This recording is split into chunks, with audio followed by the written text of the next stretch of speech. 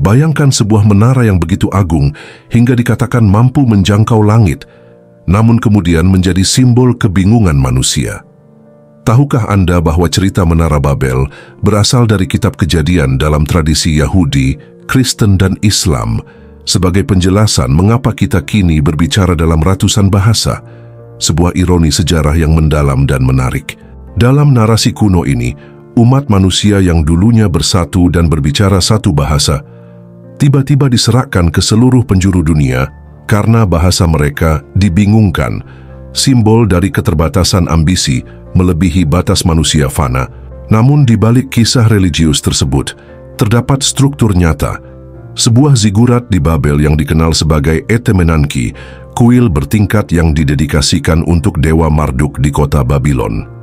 Banyak ahli meyakini bahwa mitos Menara Babel terinspirasi dari zigurat ini, terutama karena namanya yang berarti gerbang keilahian, Bab Ilu, memiliki kemiripan fonetik dengan kata Ibrani untuk kekacauan atau kebingungan, Balal, sebuah persimpangan antara mitos, bahasa, dan monumen kuno. Betapa menakjubkannya bahwa di balik kisah Alkitab terdapat jejak arkeologis dan kebahasaan yang menghubungkan masa lalu dengan identitas global kita saat ini.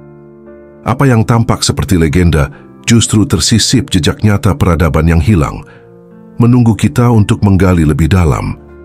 Dalam tradisi Yahudi, Kristen, dan Islam, Menara Babel adalah narasi yang menjelaskan asal-usul variasi bahasa manusia, sebuah kisah peringatan tentang kesombongan, ambisi, dan batasan manusia.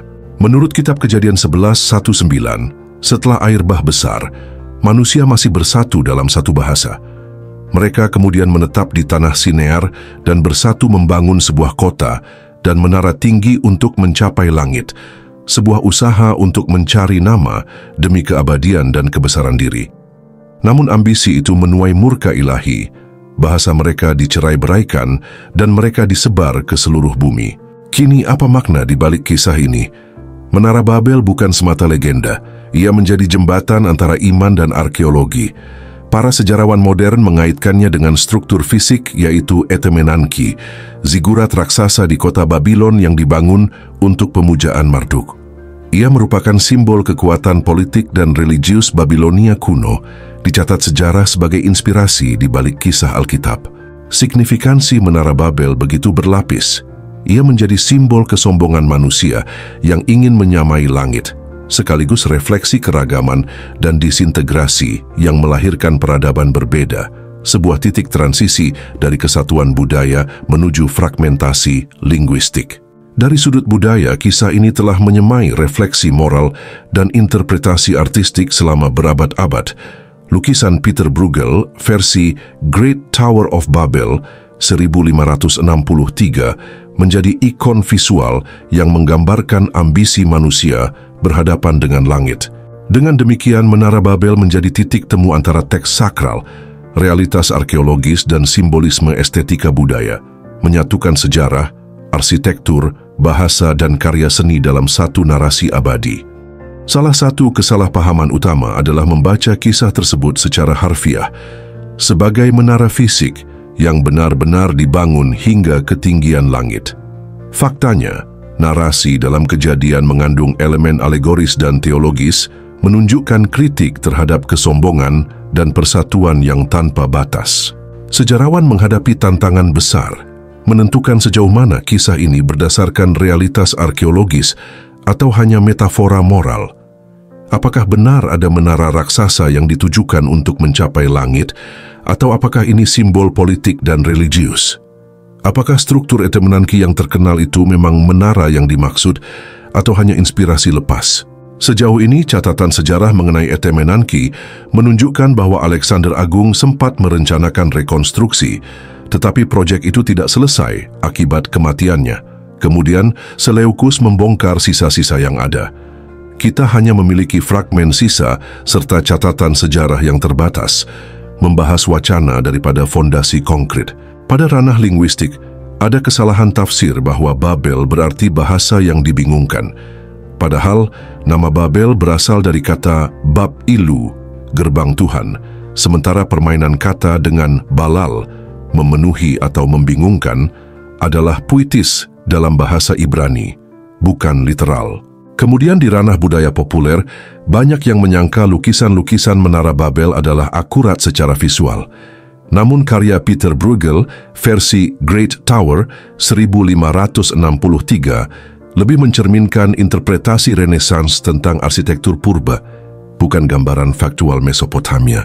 Keseluruhan ini menegaskan, sejarawan bukan hanya menghadapi teks, mereka menafsirkan simbol, menyusun fragmen arkeologis, mengurai metafora bahasa, dan menyaring estetika artistik agar memahami makna historis Menara Babel. Tantangan terbesar adalah bagaimana kita membedakan antara mitos, metafora, dan realitas arkeologis. Secara nyata, struktur Etemenanki adalah zigurat, kuil bertingkat di Babylon, didedikasikan kepada Dewa Marduk.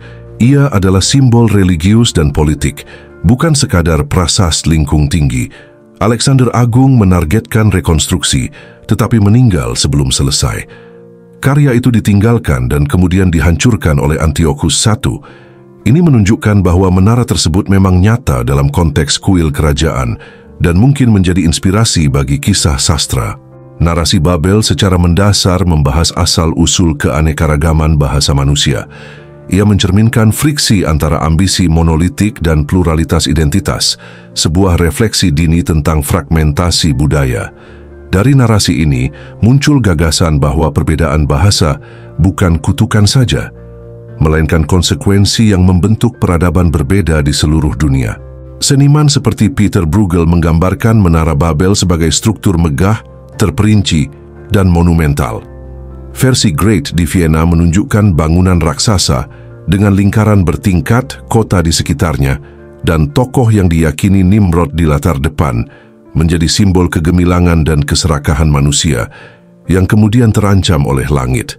Karya ini tak hanya ilustrasi, ia adalah komentar atas ambisi manusia dan kebesaran arsitektur yang memudar. Kisah Babel juga terhubung dengan mitos Sumeria seperti dalam epik Enmerkar dan Penguasa Arata yang menceritakan permintaan untuk menjaga kesatuan bahasa hingga ada intervensi ilahi, mirip dengan motif kebingungan bahasa dalam kisah Babel.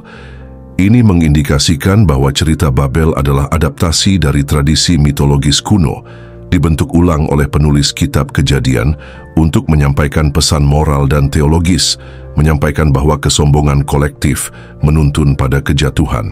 Keempat interpretasi ini, arsitektur, linguistik, seni, dan sastra berpadu, membentuk citra Babel yang kompleks. Ia bukan hanya menara, ia adalah metafora kebudayaan, refleksi ambisi manusia, dan titik temu antara sejarah, bahasa, dan estetika. Penemuan bahwa Menara Babel kemungkinan didasarkan pada zigurat Etemenanki, struktur megah di Babylon, memberi fondasi historis yang nyata pada kisah mitos. Fakta bahwa Alexander Agung merencanakan rekonstruksi dan upaya berikutnya dilakukan oleh Seleukus, hanya untuk diratakan oleh penguasa yang frustrasi. Ini memperlihatkan siklus ambisi dan kehancuran terkait bangunan tersebut. Para sarjana menunjukkan bahwa nama Babel, Bab-ilu, berarti gerbang Tuhan dalam bahasa Babilonia, sementara kata Ibrani Balal berarti membingungkan. Permainan kata ini bukan kebetulan. Kisah kitab Kejadian sengaja memilih nama ini untuk menyampaikan pesan bahwa bangunan yang seharusnya menuju langit justru menghasilkan fragmentasi bahasa secara metaforis. Teks-teks Sumeria seperti Enmerkar dan Penguasa Arata menyebut intervensi ilahi untuk memecah kesatuan bahasa, menandakan bahwa motif Babel sudah ada jauh sebelum kisah Alkitab lahir. Ini menunjukkan kesinambungan mitologis dan budaya.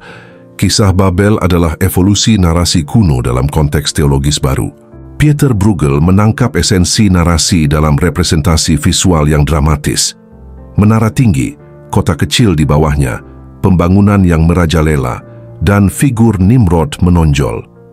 Ini bukan dokumentasi arkeologis, tetapi simbol keterbatasan manusia menghadapi langit, narasi visual yang abadi, struktur nyata, permainan bahasa, mitos kuno, dan simbolisme artistik.